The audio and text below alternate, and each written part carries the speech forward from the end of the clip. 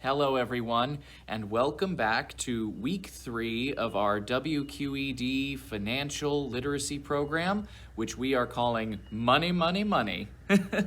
I'm Mr. Andrew from Brentwood Library, and I hope you enjoyed the last couple of weeks of the topics that we presented.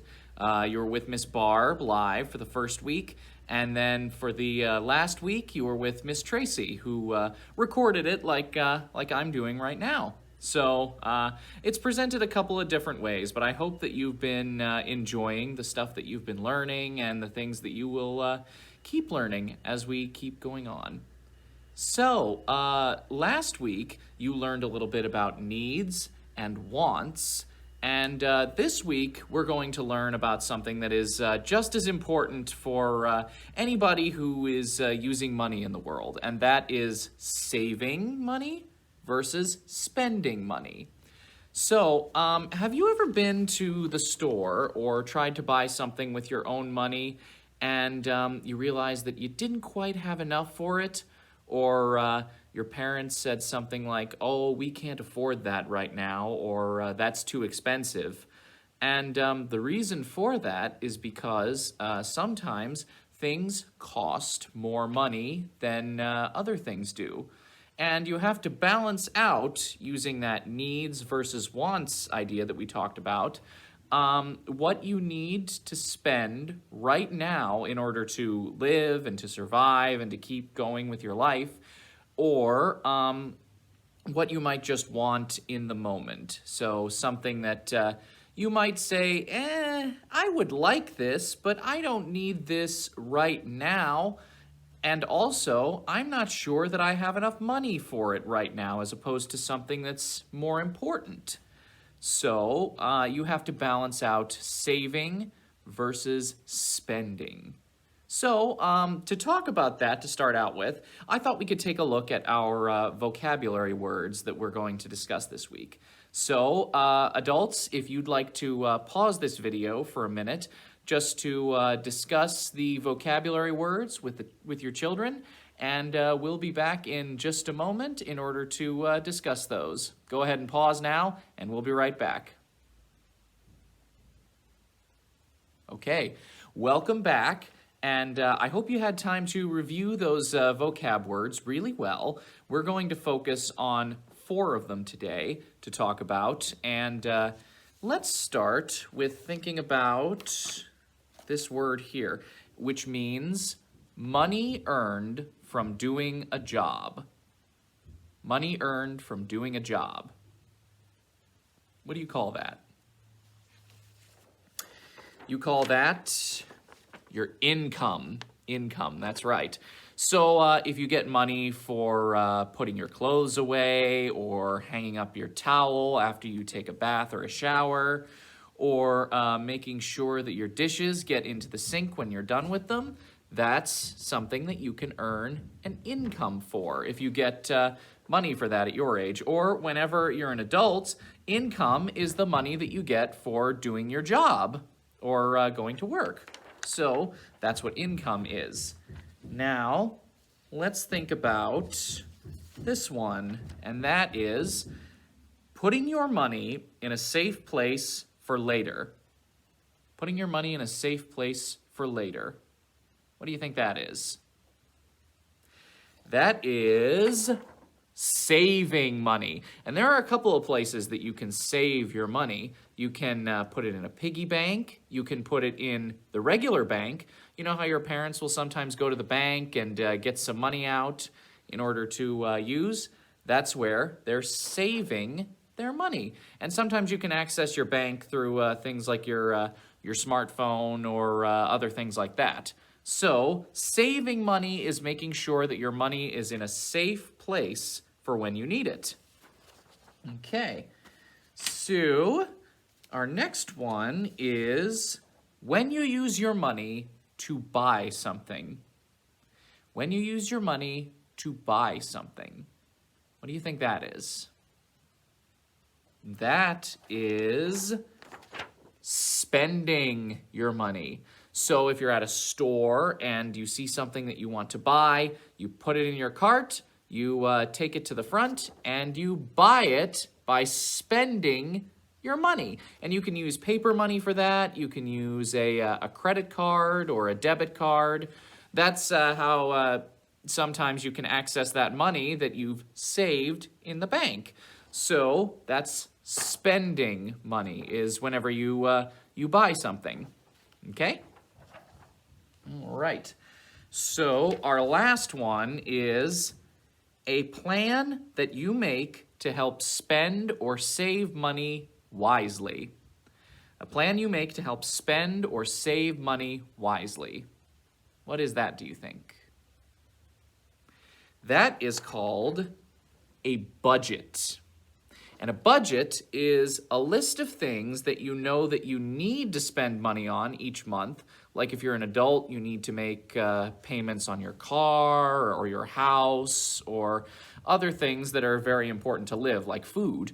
Whereas if you just want to budget in some fun things, like going to the movies or buying something new that you don't necessarily need, like a new TV or something like that, that's something else that you can put in a budget. And that shows all the money that you need to spend in order to keep going and surviving versus the things that you perhaps don't need to spend but would like to. So you can put all of that in your budget.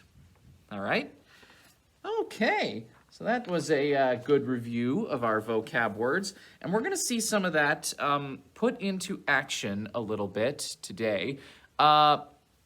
Before we continue, I'm actually going to show you a very brief video featuring some friends from Sesame Street, a place you might know.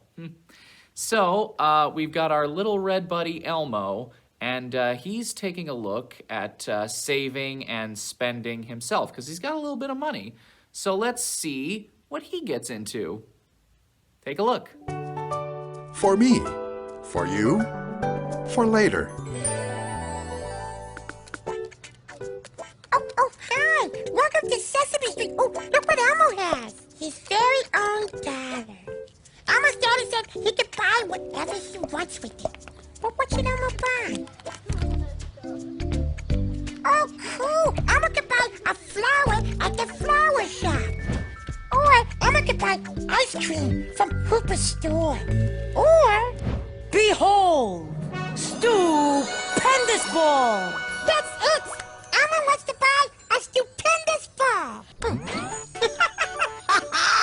Okay, kid, then you're gonna need to have $4 more. Elmo's gonna buy that ball. Hi, my name is Ava and I love to paint. Today we're going to an art store. I have to make a big choice on what to buy. These two paint sets cost the same amount of money. I choose the pack with more colors. Here you go.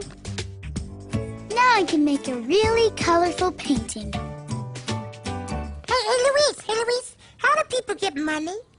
Well, usually people work to earn money. I am a teacher and I teach at school. That's my job and my job's cool. I love to teach cause there's so much to learn. And that's how I get the money I earn. Oh. Jobs are important, yes it's true. Jobs are important in the work that we do. Jobs are the things we do every day. Jobs are how we earn our pay. Okay, welcome back. So, what did you think of that video? Do you think that Elmo should have been saving his money that he had instead of trying to spend it right away in order to buy that stupendous ball that he liked? And when he found that he didn't quite have enough money, what do you think that he chose to do? What did he do?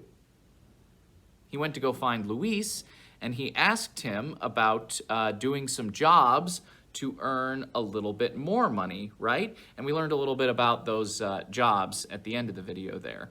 So people do jobs to earn their income in order to save the money that they need to spend, which they put out in their budget. So there we are, using all of the vocabulary words that we've learned today. And we're going to talk about that a little bit more with our book today, which is called Start Saving, Henry by Nancy Carlson. And this is about Henry, our little mouse buddy here, who is going to see something in a store that he really wants, but we'll see if he has enough money for it or if he has to start saving for it. So let's hop in here and we'll see what happens. Start Saving, Henry by Nancy Carlson. Now that Henry was 7 years old, he got $5 a week for making his bed, picking up his clothes, hanging up his wet towels, and setting the table. But every time Henry got his allowance, he couldn't wait to spend it all. So you see, he gets his money from doing some jobs around the house, but when he gets his money, he just kind of goes out and spends it, right? See what he spends it on. He bought giant jawbreakers and a huge pencil. He even spent his allowance on a fortune-telling game that told him, "Soon you will be married." "Hey, I'm only 7 years old," Henry said. That doesn't feel like something he necessarily needed, do you think? No, I don't think so. Then one day, Henry saw something he really, really wanted. "Mom, will you please buy me Super Robot Dude?" asked Henry. "Henry, it's $30, said Mom. "Why don't you buy it with your allowance?" "But I really want Super Robot Dude, and I already spent my allowance," said Henry. Uh-oh. Sounds like that's pretty expensive. "If you really want Super Robot Dude, you can start saving your allowance instead of spending it all each week," said Mom. Henry wanted Super Robot Dude, so he decided to start saving. So as we go through, you're going to see there's these little things on the top here, if you can see that show how much money Henry has in order to get Super Robot Dude. So we'll see how much he has to save. Let's see where we get to. After 2 weeks, he had $10. "Only 20 more to go," said Henry. But then Henry had to have the latest Super Frog comic. You think that's something he really needed, or did he just want it? He was down to $5. "Henry, sometimes saving means not buying something, even if you really want it," said Dad.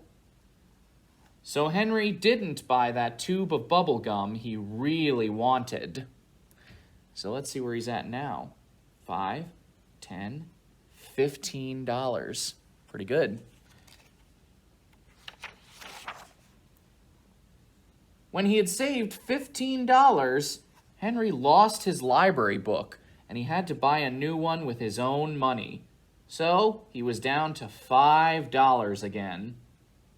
So that's something that he had to spend it on. That's something that he needed to.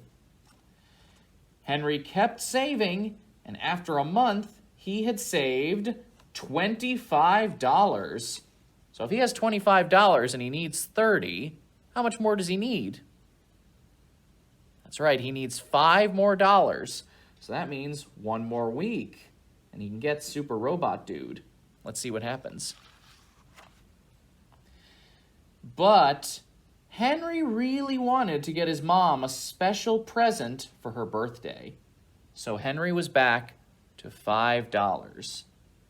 So that was something that he wanted to do, but it was something that was very nice for someone else. So that's something that he decided to spend his money on instead of something for himself. That's nice too. "I'll never save enough for Super Robot Dude," said Henry.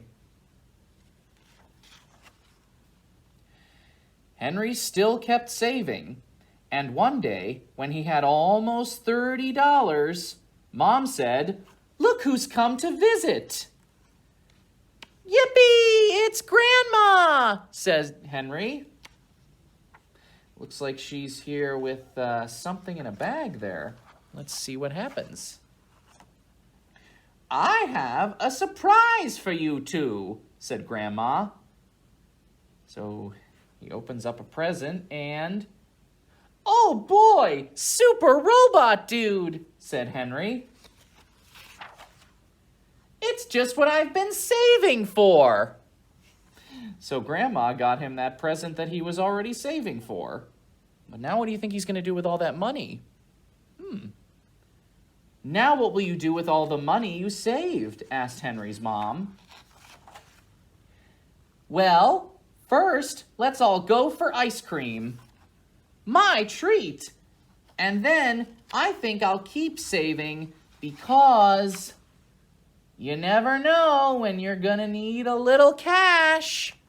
And look what he sees in the window. Super robot pup, only $50. So he was very nice and spent his money on a treat for the whole family. And then he saw something else that he wanted to start to save for. So it's important to know that you don't have to spend your money right away, especially if you want something really nice for later.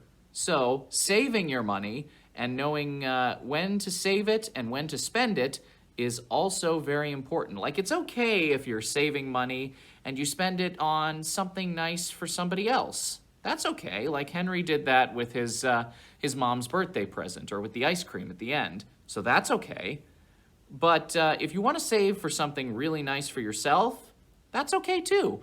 And you need to know the difference between saving your money and spending it right away, which I think Henry figured out pretty well. So if you get money for doing jobs around the house, then you can know when to save your money and when to spend it too. So we're going to hop into our activities here in just a minute. So let's move over, shall we? Okay, welcome back, everyone. And we are going to go ahead and head into our next activity here. And that is going to be brainstorming some jobs that you can do around the house. And we have this job chore brainstorm chart here that you should have gotten in your packet whenever you picked up all your stuff for this program. So let's think about it in terms of 3 different columns here. So the 3 columns say jobs when I get older, jobs I don't want to do, and jobs I can do now. So kiddos and adults, think together about some of the things that you can do at your age around the house now, things that you can't do quite yet, but you can do when you're older, and things that you don't want to do at all. So let's talk about a couple now, and I can give you some examples so that you can think about whether or not what category they should go in. So our first one is walking the dog. What do you think? Is walking the dog something that you can do now if you have a dog? So I would think that maybe, depending on the size of your dog, that's something that you might be able to do now if you're very careful while walking them. But I think it's more likely that that's something that you can do when you get a little older. So that's something that an adult might have to help out with now, but it's something that you can do later, right? What about rake the leaves? So if it's fall, the leaves all come down from the trees, they come down on your lawn. What do you think? I think that for raking leaves, that's something that can be done both now and when you get older. So you could help out with raking leaves when you're little, but you're not going to do the whole job all by yourself. You might need an adult to help you. But that is something that you can help with and maybe earn a little bit of money or a reward. So I think that fits into both jobs I can do now and jobs when I get older. What about mowing the lawn? Mowing the lawn. I think that that's something that you'll only be able to do when you get a little older. Because after all, you need that big piece of equipment, the lawnmower. Sometimes you have to ride on it, and that's, that's not for a little kid to do. That's not for a kid. That's something that an adult has to do. So that's something that would go in jobs when I get older. And what about setting the dinner table? What do we think about setting the dinner table? Yeah, I think you're right. That is something that we can do right now in order to help out the family. So that's something that we can do right now, is setting the table. So if you want to just take a few minutes and work together in order to discuss what kind of jobs you can do now and what kind of jobs you will have to do later when you get a little older, then that's good. And we'll come back and we can talk about it a little later, and that's something that's going to go into our next activity here. So go ahead, and we'll see you back here in a few minutes. All right, welcome back. So thanks for taking a couple of minutes there to think about what kind of things you can put on your brainstorming chore chart. What are some of the things that you came up with?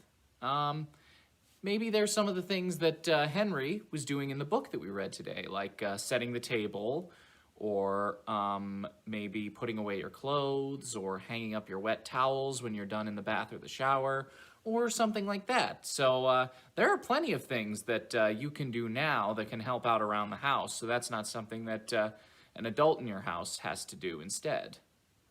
So now that we have brainstormed a little bit about what kind of jobs kiddos can do around the house, that is going to get us into the creation of our family chore chart. So this is something that both kiddos and adults are going to think about together. So using some of the things that you have written down in your jobs I can do now on your chore chart, you can put down some daily responsibilities, and using every single one of the names of your family members, you can say what jobs need to be done on every day of the week. And if you do that, then at the end of it all, you can earn a reward. And you'll decide on how the chart's going to be laid out, what kind of chores are on the charts, how often the chores will be done, and how many need to be done for completing the chart. And then, at the end of it all, you can put down a reward of some kind. And thinking about the reward, it doesn't necessarily need to be anything that is money. Like, it doesn't necessarily need to be an allowance of some kind. What it could be is you can play for an extra 15 minutes instead of going to bed, or you get to pick dessert for after dinner, or you can all go out for a special occasion or something like that. So, like I said, a reward doesn't necessarily have to be monetary or spending money in any way, but it can be. It all just depends on what your family prefers and how you want to deliver that reward for all the chores that you've done together. So, using your chore chart, take a little bit and think about that as a family and see what you can come up with. And maybe in the next week, try to put that into action and see what happens. All right? Okay.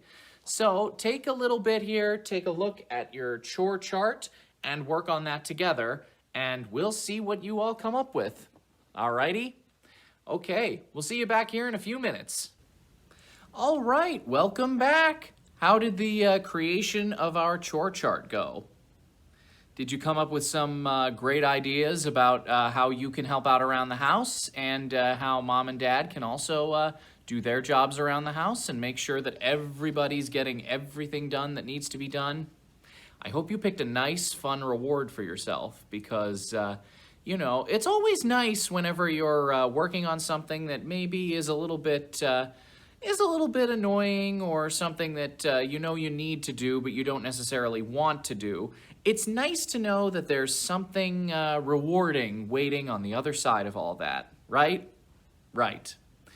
So, if you know any other people who are doing this program and you'd like to share your experience with making your chore chart with them, or you could also share it with us using our hashtag Brentwood Library PGH, you could certainly do that. We'd love to hear from you about what kinds of things you came up with and how the experience went for you, whether it was a positive one or anything you would do to improve it or anything like that. So if that's information that you'd like to share with us or with anyone else who is doing this program, feel free to do so. So, in order to keep this going, we have a few things that were in your packet. We've got household chores for every age, a list here. And you can see what kinds of chores people can do at different ages. And we've also got some other activities that we can do together, such as learning about coins and playing your coin war, and some other books that you can find that talk about saving versus spending. And there's also an article in your packet for parents about the importance of household chores for young children. So you can check that out, and you can keep the learning about saving and spending and other monetary things around the house going. Okay, so I think that about wraps it up for us today. Thank you for joining us for week 3 about saving and spending, and make sure to join us again next week for our final program about one for now, one for later, one to share. Thanks again for joining us, and we hope to see you again next week. Bye, everyone. Have a great one.